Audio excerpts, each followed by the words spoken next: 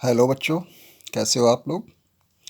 बच्चों, ये twelfth class में आज का टॉपिक है ऑप्टिकल फाइबर। ये एक ऐसी डिवाइस है ऑप्टिकल फाइबर जो कि टोटल इंटरनल रिफ्लेक्शंस के फिनोमेना पर बेस्ड है। और इसके द्वारा हम लोग जो है किसी लाइट सिग्नल को एक जगह से दूसरी जगह तक बिना एनर्जी के लॉस के भेज सकते हैं। यानी ऑप्टिकल डिवाइस एक ऐसी डिवाइस है जिसमें एनर्जी लॉस हुए बिना हम एक जगह से दूसरी जगह पर लाइट सिग्नल को भेज सकते हैं। ये जो है टोटल इंटरनल रिफ्लेक्शन के फिनोमेना पर बेस्ड प्रिंसिपल है, मतलब ये एक डिवाइस है। यानी बेसिक प्रिंसिपल इसका क्या हो गया, टोटल इंटरनल रिफ्लेक्शन, उसी का ये एप्लीकेशन है। अब इसकी डेफिनेशन जो है इस तरीके से बनेगी। An optical fiber is a flexible and transparent fiber which is made by glass। Glass जो है वो सिलिका है या प्लास्टिक, यानी प्लास्टिक या ग्लास का बना हुआ केबल होता है। ऑप्टिकल फाइबर है diameter slightly thicker than the hair. इसका जो डायमीटर होता है यानी इतना पतला केबल होता है कि जैसे आदमी का जो बाल होता है उससे थोड़ा सा ही मोटा। तो ये इस तरीके से इसकी कंस्ट्रक्शन है, स्ट्रक्चर इसका ये देख लीजिए। ये बहुत पतला होता है लेकिन इसको थोड़ा सा जूम करके दिखाया गया है इस फिगर में आपको। इसके बेसिकली दो पार्ट होते हैं। एक जो अंदर वाला पार्ट होता है उसको बोलते हैं कोर। ठीक है, ये दो पार्ट होते हैं, दो इसके लेयर्स होते हैं। तो अंदर वाली जो लेयर होती है उसको कोर बोलते हैं। और जो बाहर जो कोटिंग होती है, बाहर वाला जो पोर्शन होता है वो कहलाता है, जो आप इसमें फिगर में देख रहे हो शेडेड पोर्शन, ये पतली सी जो स्ट्रिप टाइप की है, इसको बोलते हैं क्लैडिंग। ठीक है, ये जो कोर होता है ये रिफ्रैक्टिव इंडेक्स इसका जो है ज़्यादा होता है। ठीक है, और जो क्लैडिंग होती है उसका रिफ्रैक्टिव इंडेक्स कम होता है। डेंसर मीडियम में ये रखा होता है कोर और रेयरर मीडियम में क्लैडिंग। लाइट रे यहाँ से जब चलेगी तो यहाँ पे कोर के अंदर जाएगी। ठीक है, इसकी कंडीशन ये है बच्चों, जान लीजिए। कंडीशन इसकी होती हैं, दो कंडीशन हैं। एक तो एंगल ऑफ इंसिडेंट वो क्रिटिकल एंगल से ज़्यादा होना चाहिए। दूसरी कंडीशन है कि रिफ्रैक्टिव इंडेक्स जो पहला मीडियम है कोर, ये अंदर वाला हिस्सा जो है इनर पार्ट, ये कोर है, ये पहला मीडियम मान लीजिए, और ये दूसरा मीडियम आपका क्लैडिंग का है।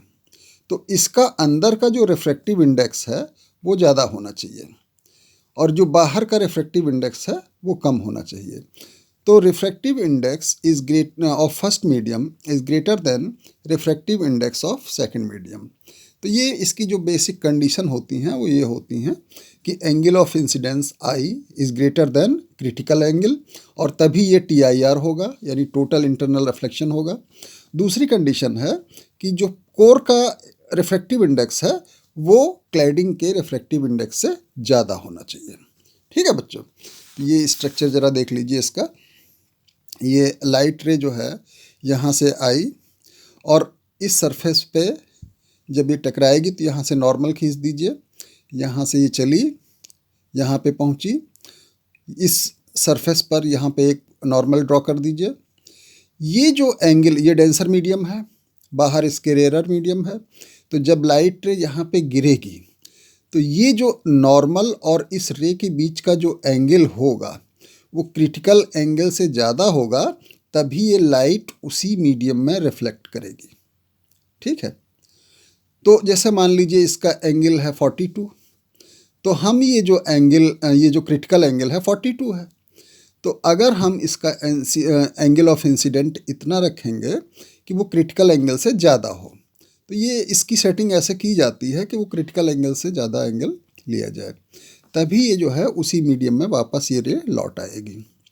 उसके बाद में यहाँ पे देखिए इस पॉइंट पे पड़ी, यहाँ भी क्या होगा, ये नॉर्मल है, नॉर्मल और इंसिडेंट रे के बीच का जो एंगल है ये क्रिटिकल एंगल से ज़्यादा होगा तभी ये यहाँ से वापस फिर इसी मीडियम में लौट आएगी। और इस तरीके से यही प्रोसेस आपका आगे चलता रहेगा और फिर ये दूसरे सिरे से लाइट निकल जाएगी। तो ये तो बच्चों इसका स्ट्रक्चर है। अब ज़रा इसकी कुछ पार्ट्स के बारे में इसके बारे में जान लीजिए। तो बेसिकली इट हैज़ 2 लेयर्स। पहली है कोर। कोर जो होती है हाई रिफ्रैक्टिव इंडेक्स की डेंसर मीडियम में, ये कोर इनर होती है। इसकी जो आउटर इनर होती है वो है, उसको बोलते हैं क्लैडिंग। इसका जो रिफ्रैक्टिव इंडेक्स होता है वो कम होता है। Optical fibre is generally made up of glass और प्लास्टिक। ये बच्चों या तो प्लास्टिक या ग्लास दोनों में से किसी एक का बना हुआ होता है, लेकिन बेटर रहता है प्लास्टिक का। क्यों होता है अभी आगे चल के हम बात करते हैं। Optical fibres are fabricated in such a way that light reflect at one side of the inner surface strikes the other at an angle larger than the critical angle. Even if fiber is bent, light can easily travel along the length. ठीक है। We find optical fiber। अब हम लोगों को कहाँ कहाँ optical fibre मिलता है बच्चों? देखो इसका जो है जो बहुत ज़्यादा यूज होता है वो टेलीकम्युनिकेशन इंडस्ट्रीज़ में इसका ऑप्टिकल फाइबर का यूज़ किया जाता है। दूसरे आपने मेला वगैरह में देखा होगा कि एक जैसे गुलदस्ता होता है फ्लावर वेस, और उसमें ये देखिए इस तरीके की लाइट रंग बिरंगी निकलती रहती हैं, है ना। ये डेकोरेशन में यूज़ किया जाता है। तो आप देखिए यहाँ पे अलग अलग तरीके की लाइट जो है ये निकल रही होती हैं। तो ये इसी का ही फाइबर, ये ऑप्टिकल फाइबर के द्वारा। ऑप्टिकल का मतलब होता है लाइट, फाइबर मीन्स होता है धागा। ठीक है। तो ये धागे के रूप में पतले उसमें ये रिफ्लेक्ट करती हैं लाइट को। तो यहाँ पे ये पड़ेगी तो ये इससे डेकोरेशन घरों वगैरह, घर में या जो है और कहीं भी आप देखिए डेकोरेशन में इसका यूज़ किया जाता है। तीसरा इसका यूज़ है कम्युनिकेशन सिस्टम में। ठीक है। तो ये इसके यूज हो गए। अब कुछ पॉइंट्स हैं जो कि ऑप्टिकल फाइबर के लिए आप देख लीजिए, जान लीजिए इसको। कोर इसमें सबसे पहले है, core is the inner part of the optical fibre which carries light. इसमें जो कोर है वो क्या करता है, ये लाइट को ले जाता है।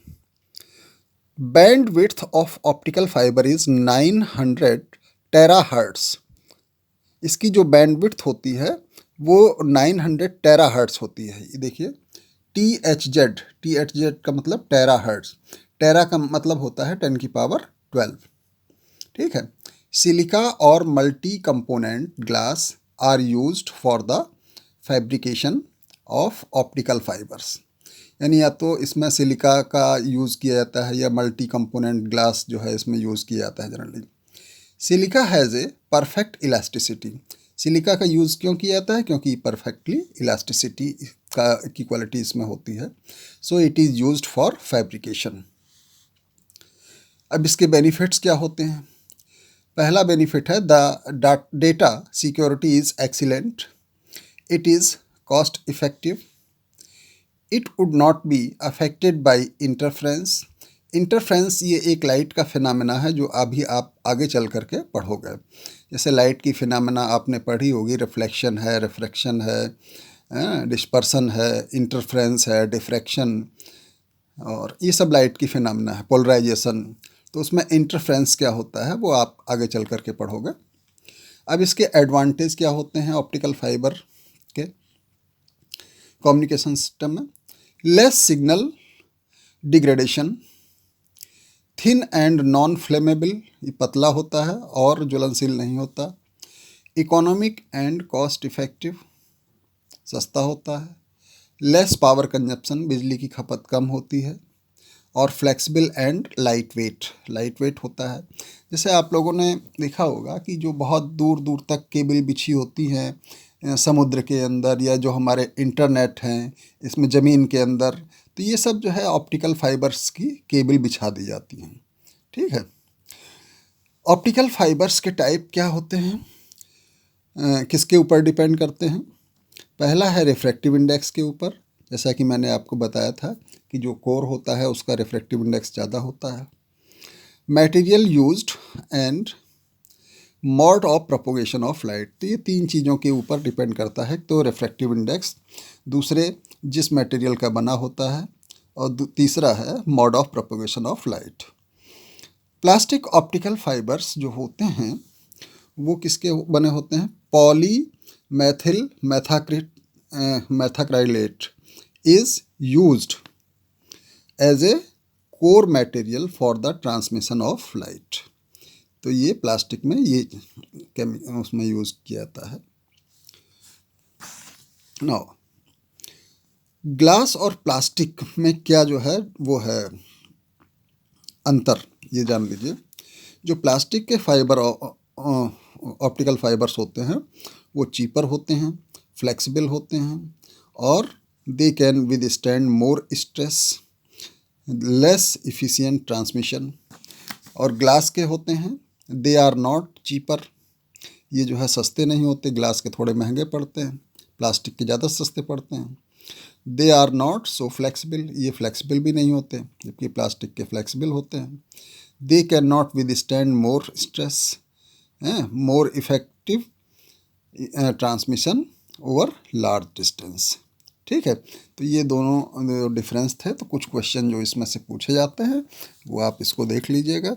इसमें जनरली जो है जो क्वेश्चन आता है वो इस तरीके से आता है कि जैसे ऑप्टिकल फाइबर क्या होता है, इसकी वर्किंग क्या होती है, किस प्रिंसिपल पर बेस्ड होता है, कंस्ट्रक्शन क्या है, कैसे वर्क करता है, और ये कहाँ कहाँ पर आपको मिलेगा, है ना, किस जगह पे यूज़ होगा, इम्पोर्टेंस क्या होती है। तो बच्चों जो आप लोगों ने देखा होगा कि जो इंडोस्कोपी होती है मेडिकल यूज़ में भी इसका जो है हम ऑप्टिकल फाइबर का यूज़ करते हैं। इससे उसमें लाइट की फ़ोटो हम लोग लेते हैं। जब बॉडी के अंदर जब लाइट देखी जाती है तो वो रिफ्लेक्ट होकर के एक बाहर एक मशीन टाइप की लगी होती है, जैसा सीसीटीवी कैमरा होता है, तो उस पर हम लोग उसको देख सकते हैं।